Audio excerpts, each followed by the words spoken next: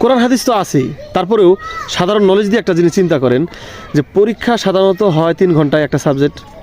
তো 3 ঘন্টার ভিতরে 1 ঘন্টা যাওয়ার পরে যদি কোনো স্টুডেন্ট দাঁড়িয়ে লাফালাফি নাচানাচি করে যে 1 ঘন্টা চলে গেছে আর মাত্র 2 ঘন্টা, তাহলে ওই স্টুডেন্টকে আমরা অবশ্যই পাগল অথবা মূর্খ কিছু একটা বলবো। তাহলে যারা জীবন থেকে 1টা বছর চলে যাওয়ার পর 31st নাইট পালন করে 1 বছর যাওয়ার ফলে, তাহলে তাকে কত বড় মূর্খ, পাগল, অশিক্ষিত বলা উচিত আপনি নিজেই ভাবুন তো।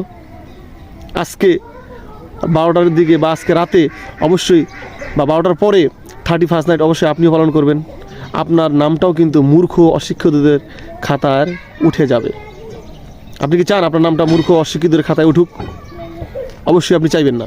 তাহলে অবশ্যই 31st নাইট এসব বেদাতমূলক বাজে কাজকে না বলুন। জীবন আগামী বছর সুন্দর হবে ইনশাআল্লাহ।